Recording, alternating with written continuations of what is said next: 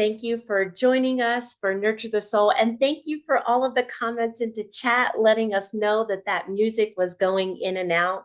I hope that you continue to educate us on in chat if everything is sounding okay now. I want to just welcome you, beloved community, to Nurture the Soul. I am your host today, and I have missed you. I've missed being in this space where we have cultivated so much love and curiosity and camaraderie all through this virtual space. Again, I am Reverend Ellie Hutchison. I am the Minister for Congregational and Community Engagement with the Faith Info team. And we are a part of the Love of Church at the national setting of the United Church of Christ. Nurture the Soul is a weekly webinar that provides our local churches and faith practitioners with multitudes of practical, educational, innovative, and formational resources to engage with the critical topics of our time. And all of this is with the hope that we center care and education for the people of God. From cultural organizing and community organizing to congregational leadership, from worship and theology resources, from ministry and youth to a wide range of justice issues, we are blessed to feature guest artists, authors, theologians, and key leaders. Nurture the Soul stays current to how the gospel is alive in this time. And we hope that you find this virtual space an opportunity to connect, to build community, and to have your soul nurtured because we believe in the collective movement towards the world that God imagines for all of us. We invite you back every Thursday at 3:30 Eastern Standard Time for Nurture the Soul, and from time to time, we will have special offerings. You can find a full list of upcoming digital program offerings at ucc.org/events or on any of our social media platforms.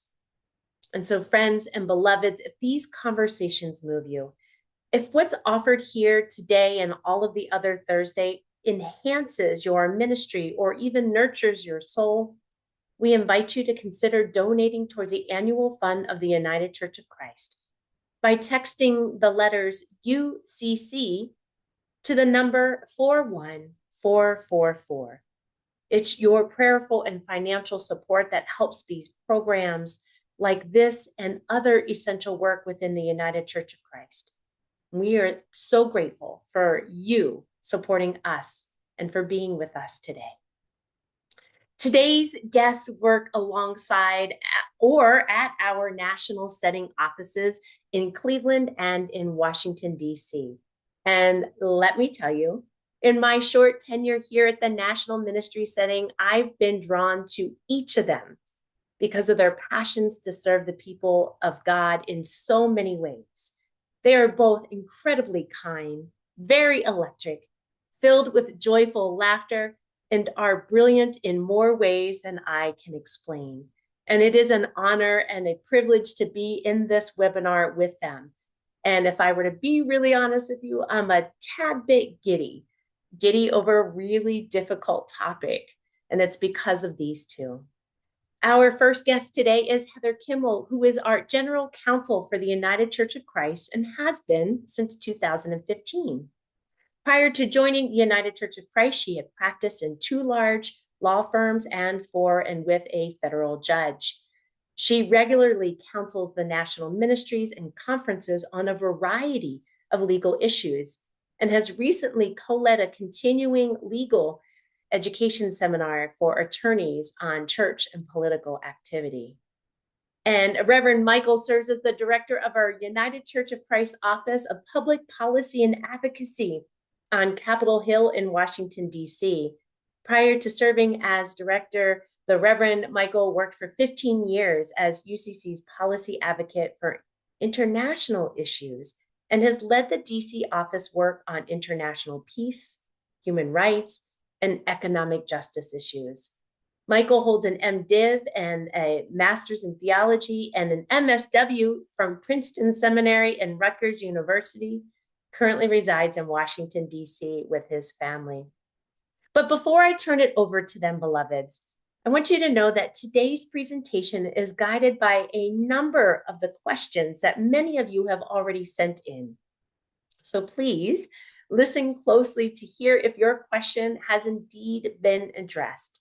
And if it isn't covered, feel free to submit your questions into the Q&A feature at the bottom of your screen. And you can do this by hitting, it is a box with a question mark with the letters Q&A beneath it. And we will try to get to them at the end of the presentation.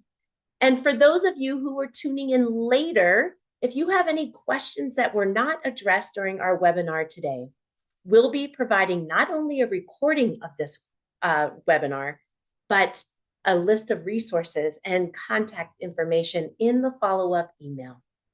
And one more thing before I turn it over, please know that today's webinar is informational only and is not meant to serve as legal advice. And so now, beloveds, welcome Michael and Heather. Thank you so much for being here with us. Well, first off, thank you so much, Ellie, and welcome all to this webinar that will tease out the IRS guidelines for what churches can and can't do around elections. Our tagline for this session is "Be prophetic, not partisan." And our hope for this is to educate and empower you to know what the limitations are so that you can be bold and prophetic voices in your communities for the values of love, justice, and peace that we stand for as the United Church of Christ. This webinar is part of our Faith, Our Vote campaign, which is organized by the United Church of Christ DC office. The campaign has three main components, including voter registration, issues education, and voter empowerment. There are lots of resources and tools available on the website in each of these areas. One such resource, our most popular, is actually the Guidelines for Congregations on Political Action, which was co-written with Heather, and which we'll post as a link here in the chat. The DC office will be hosting several Our Faith, Our Vote webinars over the next couple months, highlighting various resources and issues. I also wanted to highlight our weekly blog in particular because it has so many great pieces written by several of our colleagues on national staff, as well as some of our organizational partners. The next webinar is going to be on the issue of toxic polarization with the One America movement sometime in early September. So keep an eye out for that. Finally, the Our Faith, Our Vote Our Faith, Our Vote graphic, Vote with Love, is now downloadable on the website. We've had lots of folks ask for that graphic. We're also working to get that graphic up into UCC resources to get yard signs available for purchase. At the end of this webinar, we'll highlight some ways in which you can learn more and get involved. Before I turn things over to Heather, who's our main speaker this morning, I wanted to first say a bit about the theme for our Faith, Our Vote campaign this year, which is Vote with Love. This theme is grounded in 1 John 3:18 that reminds us, quote, "Let us not love with words or speech, but in truth, but in action and in truth." It's a simple phrase, but I think a courageous one. We all must vote with love on the issues that we care about. We all must vote with love for all of God's people. We all must vote with love in spite of apathy or cynicism regarding candidates or the systems. As Christians, the world will know us by our love, and we must take that love to the polls this fall. As we listen to Heather today, let us consider how we love both in action and in truth. And so let us turn to Heather to hear more about the legal truths that must indeed guide our actions. So Heather, turn it over to you. Hi, everyone. Thank you so much for being here today. As we were getting started, I was watching all the greetings come in on the chat, And I was struck because there are people on this chat who have known me since my very first day with the national setting back in 2013, all the way up to friends that I just met yesterday. So I'm excited that everyone is here. See a lot of familiar names. There are a tremendous number of you, which shows that there's a great interest in this. I have some slides to share, so I'm going to go ahead and do that. Just give me 1 second to get my screen set up here.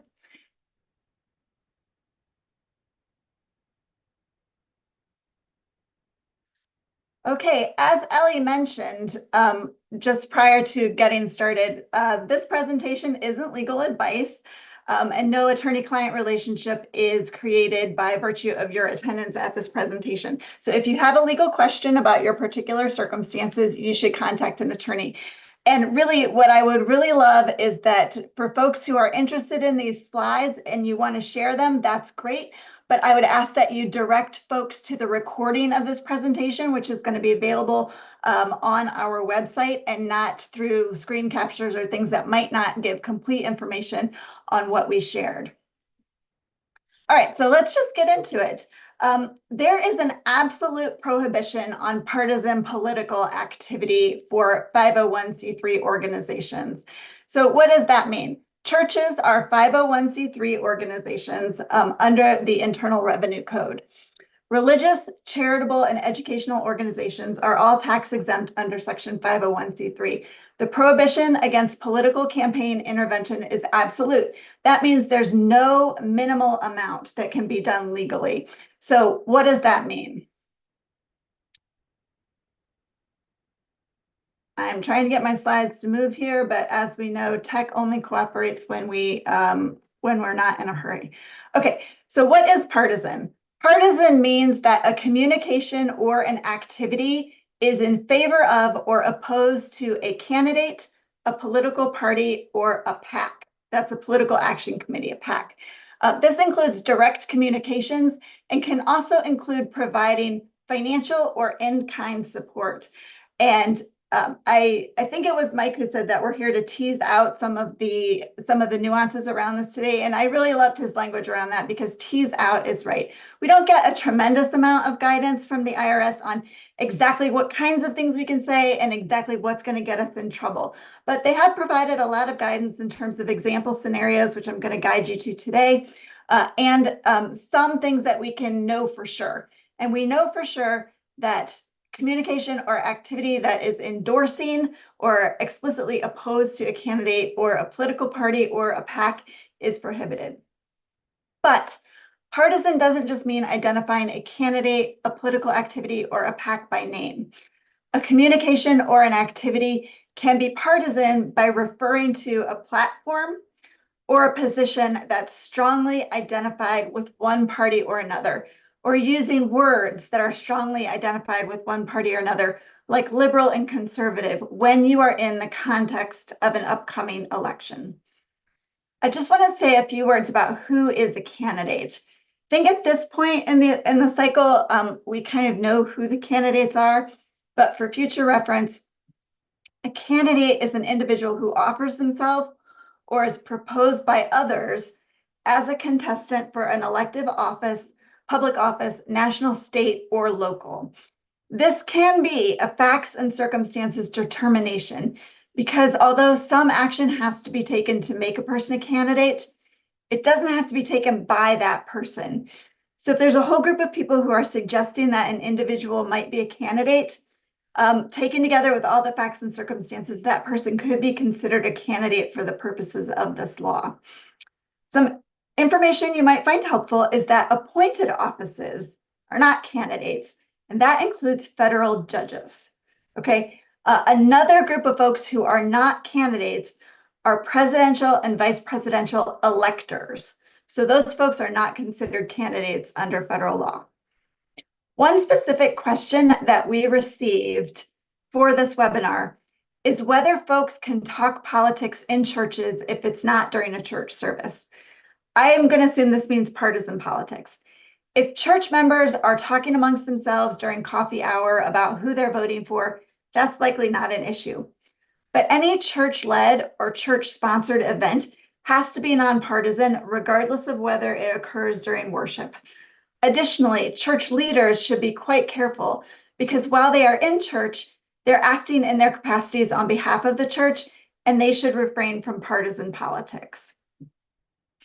Another specific question that we received is, how do we keep from being too political when one of the candidates claims to be Christian but lies incessantly? So criticizing a political candidate's honesty is speaking in opposition to the candidate. Ministers can certainly preach on the value of honesty to Christians without referring to that candidate or to the election, and that would be okay. We also received a question as to whether a church can endorse a candidate based on shared values during a church service. The answer to that is no. Churches cannot endorse candidates at all. Another question we received is whether it's okay during announcements at weekly worship to announce upcoming events with personal commentary. So the context of this question wasn't quite clear as to whether those events or commentary were partisan. So partisan commentary by the church is never okay. I'll just say that in answer to that question. And we also got a question as to whether churches can announce suggestions regarding candidates who share our values without endorsing them. And the answer to that is also no. Churches can't provide any statements of opposition or support for any candidate, regardless of whether it's an explicit endorsement. So I hope that helps answer some of what you can and cannot say in churches. Okay, so on the slide, you can see I have statements in support or opposition to, providing or soliciting financial support. So that's really important. So candidates can't set up tables at churches or church events for financial support, and providing or soliciting in-kind support is also prohibited. If churches are going to distribute voter education materials, those have to be nonpartisan and not biased. And the same thing is true with voter registration or get out the vote drives. And we'll talk a little bit more about nonpartisan ways to do that in a few minutes. So we had lots of questions about what are the consequences of violating the law. If the IRS conducts an inquiry and determines that a 501c3 has engaged in political campaign intervention, the IRS can terminate the tax-exempt status of that organization either for the years in which the violation occurred or permanently. The consequences of revocation are disastrous. The church will lose its assets since the church will no longer be tax exempt, and those assets have to be used for charitable purposes, and contributions will not be tax deductible. There are also other less severe consequences, like a 10% tax on political expenditures or a 2.5% personal tax on the manager of the organization that approved the expenditure. I will tell you by far, the most common consequence is a warning letter. The warning letter is likely going to come, though, after some investigation, and investigations can be disruptive, and those may also have reputational consequences for the church. Enforcement of the political campaign intervention prohibition against churches is not at all common. In fact, I would go so far as to say enforcement of the prohibition against any 501c3s is not particularly common. We received a question that said, neighboring churches are violating the IRS guidelines in a big way without repercussions. What can we do about that? And we also received a question of what legal action has taken place against churches nationwide that blatantly support a political candidate. So as I previously stated, there is not much enforcement against any 501c3s for political campaign intervention. But the question of what do we do, or what do we do because we know this isn't going to be enforced, is a question I would like to offer the opportunity to Mike to address while we're talking about this. So Mike, would you like to speak to what this means and whether churches should still heed these rules against political campaign intervention, even though we know enforcement isn't common here? Thank you, Heather. And just a note from folks who are asking the question in the chat, part of why we are answering questions as we go, we've actually received many questions ahead of time in the registration process. And so we decided rather than keeping it all to the Q&A in the presentation, we would actually weave in some of that into our slides and discussion as we go so that as many questions can be answered as possible. I think to this question, Heather, I really think that this is the crux of what we are here to talk about today, which is, both, again, we picked the title, be prophetic, not partisan. We want to work within the guidelines and in many ways push right up to what those guidelines are to be as prophetic and as bold as we possibly can. But our faith does encourage us to speak to the issues. And so insofar as we can always keep that distinction in mind, that we are, as a church, are empowered, are allowed legally to speak to the issues that we care about, to the values in the public square. What we can't do is tell people how to vote, right? We can encourage them, educate them on all the issues, and encourage them to vote, but we cannot tell them how to vote. So hopefully that helps. Thanks, Mike. Okay, so we also received a question that says, please provide specific guidance on what we can say and what we can't say. So these two publications that are on the slide, and I think we have links to these as well, Revenue Ruling 2007-41 and Publication 1828. These are published by the IRS. These two publications have lots of scenarios that church settings can read that will help inform the church's analysis of whether engaging in the desired activity violates the prohibition. You can find these through a web search if you don't catch the link. If the facts of the IRS scenario match the facts of what your church wants to do, you can likely rely on the IRS's holdings in these publications. If the facts don't exactly match up, then churches will have to do some risk analysis, and we're going to talk about that in a moment as well. But I would highly recommend that all churches, even if they're not, they don't think they engage in partisan politics, or they're not necessarily that interested in engaging in political activity, I would really encourage all churches to read Revenue Ruling 2007-41 and also Publication 1828. There's lots of good information in there about how 501c3s can engage. And Publication 1828, everyone should read anyway.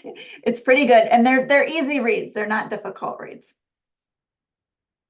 Okay, so what can churches do? Voter education. So you can educate the congregation and others on public policy issues like immigration, healthcare, and gun control in the context of your church's mission and ministry and what faith calls upon your congregation to do. Don't encourage or suggest voting for or against any particular political candidates or address the particular platforms of any candidate. So remember, it's important to remember that a communication can still be considered political campaign intervention, even if it doesn't identify a specific candidate by name. Someone asked what our thoughts were on information briefs on items like climate change that are presented during a church service. You can do that so long as it's nonpartisan, doesn't contain distorted facts, is aimed at really developing an audience's understanding of the issues. You always want to avoid mentioning the candidates or their positions when you're distributing something that's very narrow, like a one-issue brief. So that really has to be aimed at developing an audience's understanding of what those issues are. Voter registration. Churches have always been able to and do a great job at this, conducting voter registration events and get out the vote drives. Of course, your materials that you distribute at these events need to be nonpartisan and informational, and any materials mentioning candidates should list all candidates and their positions on a broad range of public policy issues. The reason that we say that is if you simply address one narrow issue, it makes it far more likely that the materials that you're presenting will automatically be in opposition to one candidate. So you want to consider a broad range of issues when you're putting together voter education materials. Someone else asked whether our churches can sponsor stands for protest or courage, like Black Lives Matter or Guns Kill. The answer is that churches can do this without violating political campaign intervention laws, so long as it's done in a nonpartisan way without reference to the election. Our churches take these kinds of stands all the time. These are not just election year issues. Churches may need to pay attention to other rules that are beyond the scope of this webinar, like partnering with how to partner effectively and legally with a 501c4 and use of charitable assets for a charitable purpose.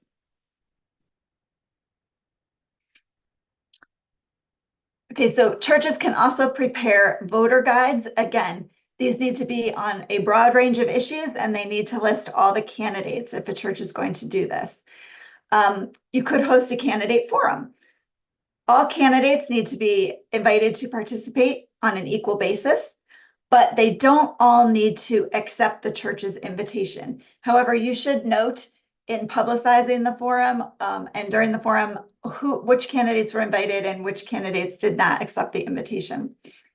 Questions should be from a nonpartisan panel about a broad range of public policy issues, and not just those that are particular to one party to another, not just those that are important to one party. And candidates should be given equal time to respond to all the questions. They shouldn't be asked to make pledges or positions on the church's mission or ministry. And very important, no fundraising by candidates should occur at these forums. We also received a specific question about whether politicians can be invited to speak at churches.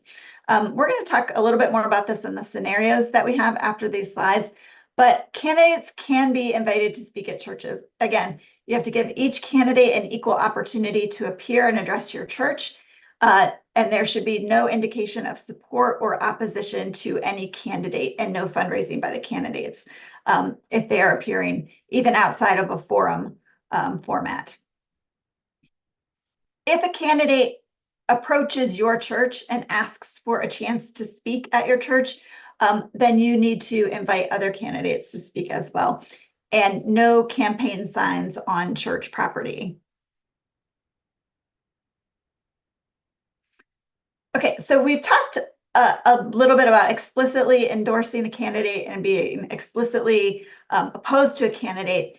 But for those communications and activities that aren't express endorsements or oppositions to candidates, parties, or PACs, or otherwise expressly partisan, and thus clearly prohibited, churches may want to conduct a risk analysis using the IRS's facts and circumstances test. So this is actually information that a test that is given to 501c3s by the IRS as on how to figure out whether your communication is going to be risking political campaign intervention. So let's take the first 5 factors. So if it identifies one or more candidates for public office, if it expresses approval or disapproval for candidates' positions or actions, if it's delivered close in time to the election, if it refers to voting or an election, or it addresses an issue that distinguishes candidates for a given office. If the first 5 factors are present, that's an indication that the activity or communication is likely prohibited as political campaign intervention. If fewer of the first 5 factors are present, the activity may be less risky, but it needs to be looked at holistically. Anything that expresses approval or disapproval of a candidate's position or action is going to raise the risk level. There is nothing that I would like better than to be able to give you, here are all of the possibilities of all of the things that you could possibly say, and these things are okay. And here are all of the possibilities and all of the things that you could say, and these things are not okay.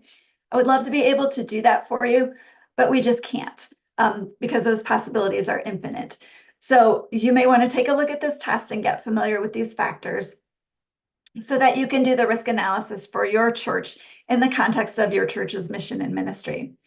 The last 2 factors, whether a communication is part of an ongoing series of communications on the same issue independent of the election and is related to a non-electoral event for an office holder who's also a candidate.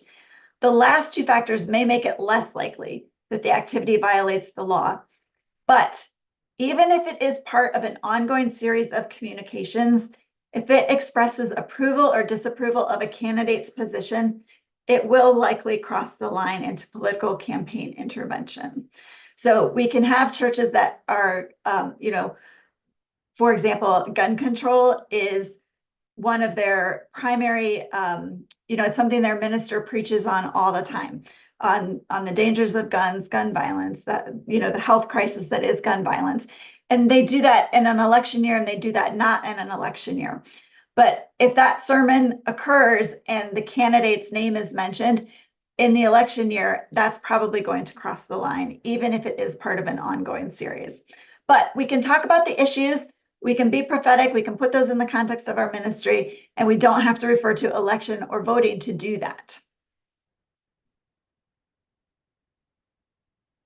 Okay, so just a heads up that other laws may apply. I think it would be pretty unusual for some of these laws to apply to churches, but for churches who are very engaged in political action, you are going to want to check your state and local election laws to make sure that you're not violating any of those, your state tax laws to make sure you're not violating those.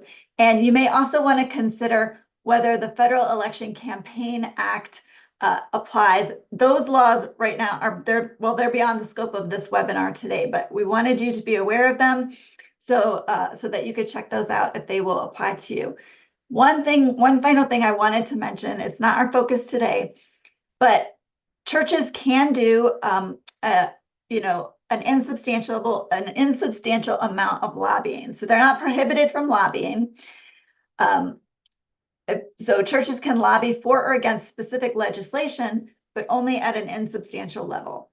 So that lobbying can be direct, meaning it can be to a legislator or a legislative body for the purpose of influencing specific legislation. We're talking about specific bills, pieces of legislation here, not just it would be a good idea to have something about, you know, X, Y, or Z. We're talking about specific legislation. It can be grassroots legislation, which is encouraging the public to contact their legislators about specific legislation. So the definition of legislation is the introduction, amendment, enactment, defeat, or repeal of acts, bills, or resolutions. It also includes Senate confirmation of judicial and executive nominees and treaties requiring Senate approval. It is not lobbying to urge the executive branch or the judicial branch to do something outside of specific legislation. For those of you who are pretty savvy about the lobbying, you'll know that private foundations and churches are disqualified from making an expenditure election for lobbying. And so there's no real definition from the IRS about substantial, but professionals generally recommend keeping lobbying expenditures to 5% or less of their total activities, including volunteer time. So I just wanted to make sure that we got that piece about lobbying in there before we move on to the scenarios that we have. So I'm going to end my show and stop sharing now. We can Thank you go on. so much, Heather. On that last point about lobbying, certainly advocacy and lobbying is a big part of what your UCC office does here in Washington. So we actually would love to see more engagement around advocacy and lobbying, but to Heather's point, as churches, a significant amount of your budget could not go toward that activity. Fortunately, you have our office and other resources to assist you in doing that kind of advocacy work. I really think that the points that Heather made really around this concept of facts and circumstances is critical, because IRS is going to use a variety of those points that were on that slide around history, around the issues. All of those things will be considered in kind of a broad way to determine whether or not a violation has occurred. So the more that we know about what the guidelines are, the more we can try to avoid those. But the real hope for this presentation is, number one, to be informed of what these limitations are, but yet not let those dampen our enthusiasm to be engaged, but rather inspire us to be bold, to be prophetic, and to be legal, to get folks registered to vote, which is clearly in our purview to do, to be informed on the issues, which we can certainly do, and to be empowered to defend democracy and claim our sacred right to vote. Now, since I know there's been some questions coming up in the chat, since a lot of these issues are really situational, we wanted to offer some scenarios to give some clarity. And so we're going to pivot to those scenarios now. And I'm going to kind of pose them to Heather. These are ones that that she kind of has in various IRS resources, and we worked on together. So Heather, are you ready? Yes, let's go. Okay. All right. So a pastor of a local church wants to preach about the dangers of a package of policy changes and proposed legislation recommended by a think tank for implementation beginning after the presidential election. This may sound familiar to some of you. While no candidate for the office has specifically endorsed the package, the think tank is known to be comprised of former aides and associates of one of the candidates for office and is being promoted by prominent members of that candidate's political party, including other elected officials. The pastor intends to discuss the importance of the members of the congregation voting in the upcoming presidential election to prevent these policy changes. What guidance would you offer the pastor about political campaign intervention in this case? Okay, so this is Project 2025, which we have received numerous questions on. So this scenario is going to apply to Project 2025. I'm going to say it again for all those who are out there waiting to hear our answer to the Project 2025 questions. This is it. Okay, so the IRS offers guidance on the difference between issues advocacy and political campaign intervention in Revenue Ruling 2007-41. I would encourage you first and foremost to look at situations 14 through 16, which could be helpful in assessing the church's level of risk here. We know that the think tank's recommendations are strongly aligned with a political party, and that's enough to identify a candidate in the election, even if the candidate's not mentioned by name. Because the sermon is urging church members to vote for president in a way that prevents these policy changes, that does express disapproval for the candidate's position. The sermon is close in time to the election. It makes reference to voting and to the election, and it's not a series of ongoing communications, given that it's related to the policy recommendations for a certain time period. All of these factors make it more likely that the church will violate the prohibition on political campaign intervention. So the IRS is clear that if a 501c3 refers to an upcoming election after stating a position on an issue that distinguishes candidates, that's political campaign intervention. If the pastor wants to address moral aspects of certain public policy issues of Project 2025, they should do so, and they can do that without reference to the candidate or to election. Mike, what would you say to churches about faithfully engaging with policy issues for Project 2025? Yes, thank you for that, Heather. This is one, again, that we got so many questions about. It's one that, frankly, we wrestled with and are wrestling with here in the office of how to respond to Project 2025. For those of you who may not be familiar with it, it's gotten a lot of press. Project 2025 is a 900+ page policy agenda put out by the Heritage Foundation, a conservative think tank. Frankly, the document stands in stark opposition on a policy basis to what we stand for as the United Church of Christ, as it would concentrate power in the president's office, dismantle entire departments such as the Department of Education, revoke FDA approval of mifepristone, end any remaining DEI programs in the government, and roll back LGBTQ rights, just to name a few. So essentially opposes everything that we stand for here in the office and in the UCC. Further, it weaves in Christian nationalist values that would undermine the basic pluralistic principles of our nation. So we can and must speak out against this document on the basis of its moral failures as a policy document. What we cannot do, as Heather explained, is speak out against it as a party platform, which it technically is not, yet it also blurs that line in and of itself. We cannot use it as provocation to get people out to vote, and certainly to vote a certain way. So that is where it crosses the line. But we can speak out against it, and our office actually will be offering some background information on it coming up in our September newsletter. So keep an eye out for that.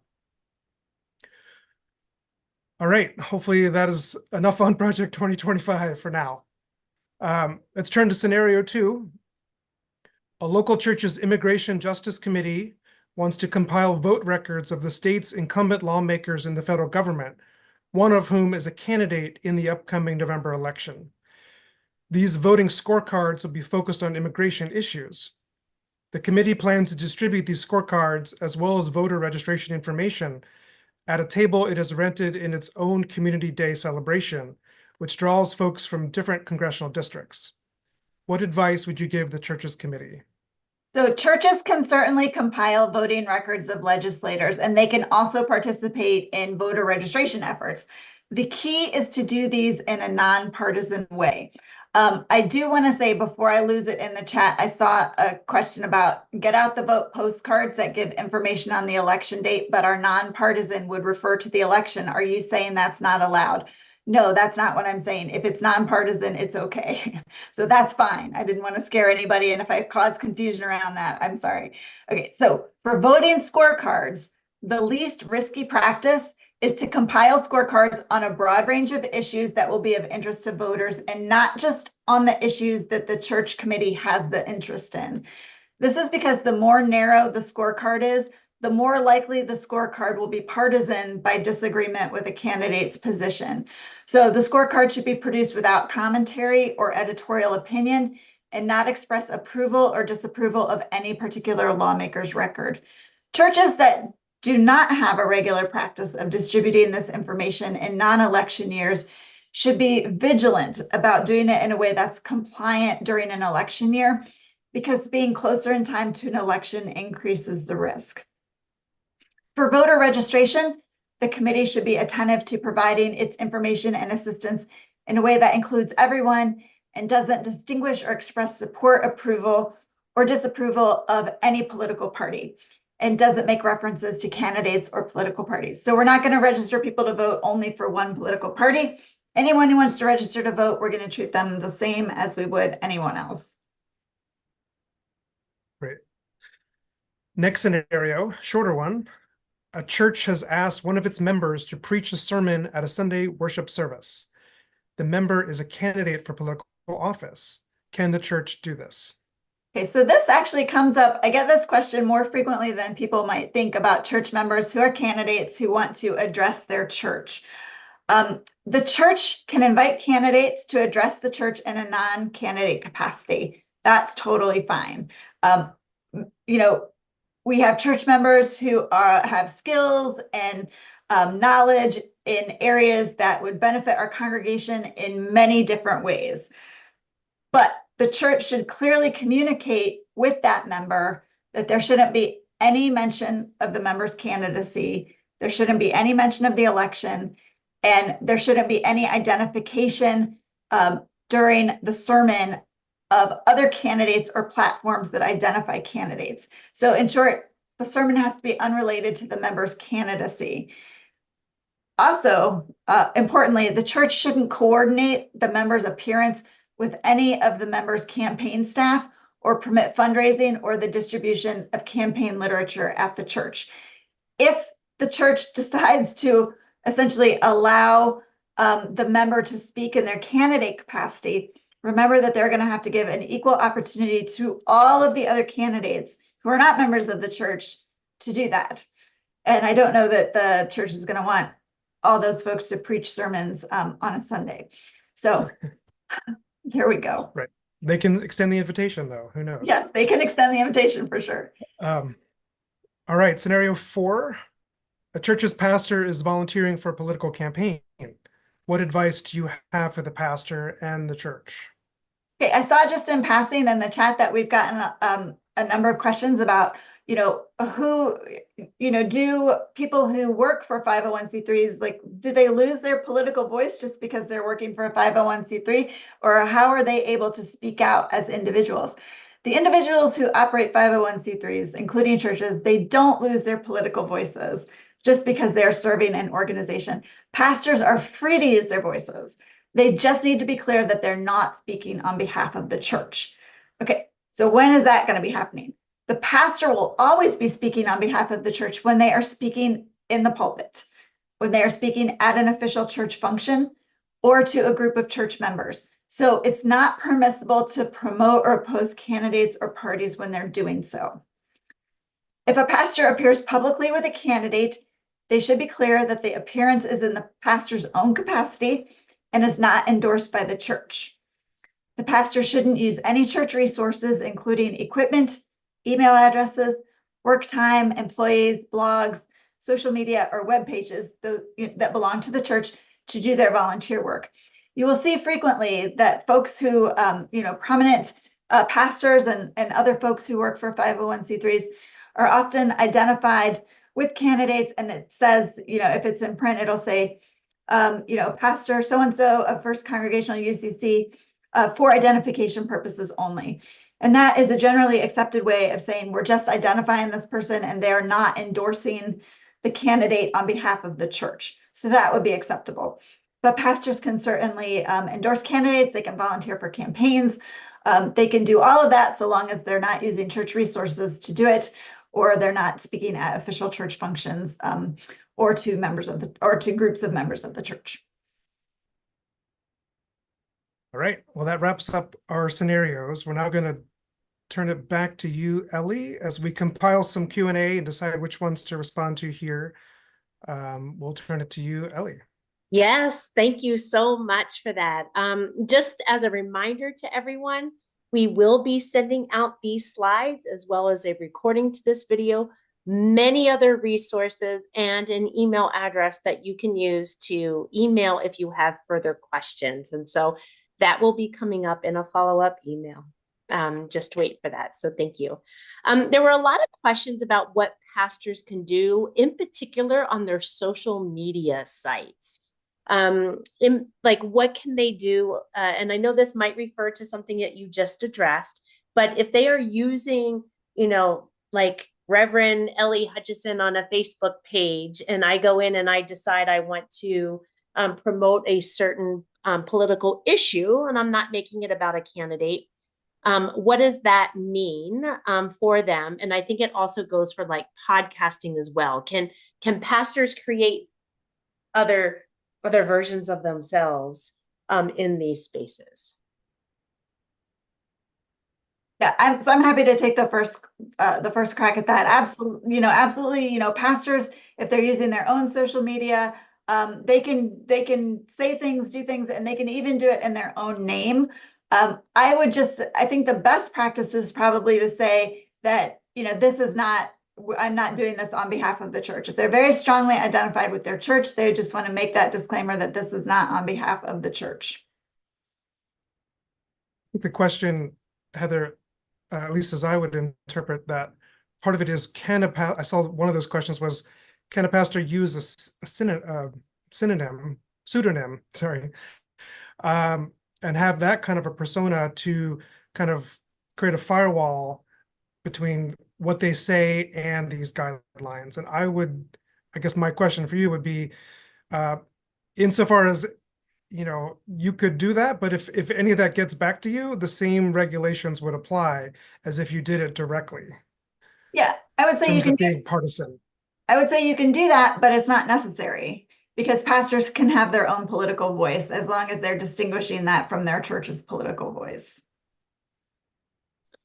Thank you for that. I think along those lines as well is we have a number of UCC churches and churches just across the board of faith expression who are very passionate about issues, whether that be hunger, whether that be environmental issues, whether that be reproductive justice, those kind of things. What is the freedom and flexibility for these congregations to be able to hold information sessions that can come through either guest local presenters from other nonprofits to talk about these issues, or even showing films that might not appear to be necessarily nonpartisan, but will provide some kind of education? So I think hopefully one of the takeaways from this is that churches can feel free to do issue education and show any kind of videos, bring in speakers, again, so that it is not overtly partisan. So insofar as those presentations would have a piece of it that would be endorsing a candidate, That's where the line gets crossed. But forums on issues, and I mean, again, this is the maybe gray area, Heather, but like documentaries and things that may have a slight partisan tinge, but are being used for the purposes of education, and not at the end a call to, vote a certain way.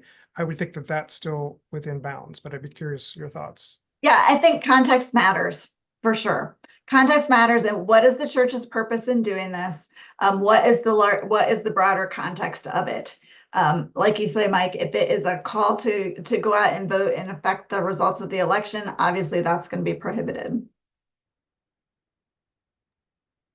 And the I love all. example Oh, was documentaries like Bad Faith or God and Country around Christian nationalism. Like those documentaries may have some kind of partisan edges to them, but typically the purpose of them is to raise the question of Christian nationalism, not a rally to elect certain candidates. So Yeah, sorry, Ellie, go ahead. go ahead, Heather. I was going to say that's great. Christian nationalism definitely isn't an election year issue. It's an all the time issue. Yeah. Yeah, and in that realm, I will say that do have some angst asking this next set of questions, and this will be our last set of questions. But again, remember, this recording will be sent out to folks along with an email and other resources. I know somebody had said they feel like they're more confused now than what they were at the beginning. And I apologize for that, but there are ways that we can work together to clear this. You're intaking a bunch of information in a really pivotal time. And so I just want to hold space for that, for all of you who are coming up and being a part of this webinar in the participatory way and asking the really important questions to make sure that you and your communities and congregations are protected. I want to hold space for that. So thank you, and know that we are doing our best to be able to reach you in that time. But back to this one final clump of questions. What happens if other people are not adhering to these same guidelines that you have addressed us to today? And they're not facing any consequences. So what do you recommend for people who are concerned at policing other people's behaviors in that way? Yeah, maybe I'll start, Heather. One of the things I hope people take away is that really we want to lift up what we stand for, and not focus so much of what we're against, not countering, with Project 2025, for example. So much attention has been given to that effort, and yet not enough has been given to what's the alternative? What do we stand for?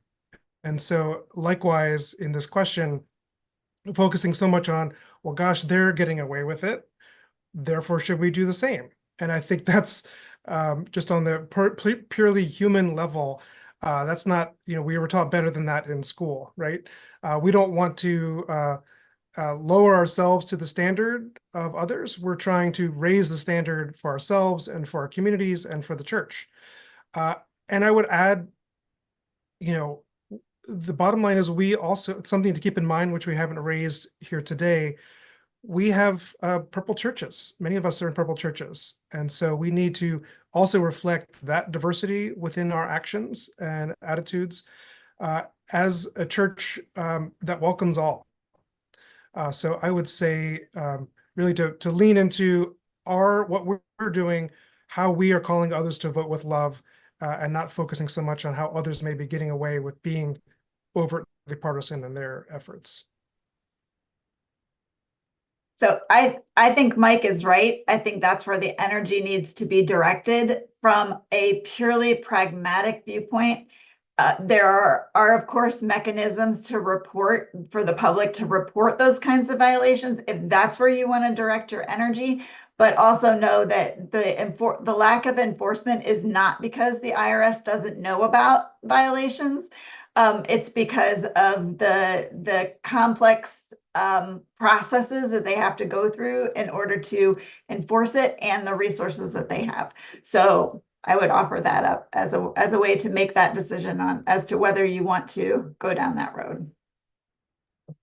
Yes, I love all of this. Heather, I cannot imagine the thought labor, the time to just even develop the scenarios. That means that you've spent enough time between you and Michael being in community with people with that pastoral ear, listening to what the concerns are, not only of those you surround yourself with, but internally with our own selves. And so I want to thank you both for holding that space for so many people for so many years. And I pray that you find moments of peace and love and care in these times, in all of the times when doing that. So I do want to say thank you. And I know that, again, beloveds, there was so much information delivered today, and it's just a seed. A lot of things with nurture the soul. The nurturing part is the cultivating part. Now you have a seed of information. How do you cultivate it and nurture it to grow into something that you believe God is calling you to be? And I invite you into those spaces. I want to thank you, all of you, for your comments, your reactions, your questions. Thank you for joining us for this webinar today. And for those who will be joining and rewatching this many times later, gratitude to our presenters. What a gift to you that you have been to all of us. And beloveds, we look forward to being with you again next week. We are back. We are back in full force, and we're not taking a break until I don't even know when. And so I hope to see all of you here next Thursday, because we are going to have a wonderful conversation with member ministries of the United Church of Christ, Council for Racial and Ethnic Ministries. It is a 3-week series. And so that Council of Racial and Ethnic Ministries is known as Quorum. It is a ministry of racial and ethnic groups within the United Church of Christ that include United Black Christians, ministers for racial, social, economic justice, Pacific Islander, Asian American ministries, Colectivo de UCC Latinx ministries, Council for American Indian Ministry, and the United Samoan Ministries. Quorum advocates for the racial and ethnic concerns within the United Church of Christ. You can learn more information about this collective on our website. So next week, please join Reverend Roberto Ochoa as he has conversations with leaders from 3 members of Quorum, as each ethnic and racial ministry shares the wider church through their vision and mission for a just world for all. Next week, Roberto will be joined by Miss Epi Incabo, moderator of the Pacific Islander American Asian Ministries, Reverend Mitchell Young, vice moderator, and we have another moderator from that Hawaiian PAM, as they share the success of the PAM's most recent convocation held in Hawaii in June. Beloveds, I invite you during this next couple weeks and months and years to remember that we are called to care for one another. And that in that means you, yourself first. You cannot continue to give from an empty bucket. So I invite you to just breathe. And Michael? Yes, thank you. Let me close us with a word of prayer and just extend again gratitude to all those who joined, to you, Heather. It's just been a great time together. Let us pray. God, who is love, God who loves each of us deeply for who we are, for all of who we are, give us hope. Grant us the kind of hope and faith that can move mountains, the kind of hope that will even get us off our couches, off the sidelines and into our neighborhoods to register folks to vote, into the voting booths in November, and into the streets, if needed, to protect our precious democracy. God of justice, give us the courage not only to vote with love, but to call on others to do the same.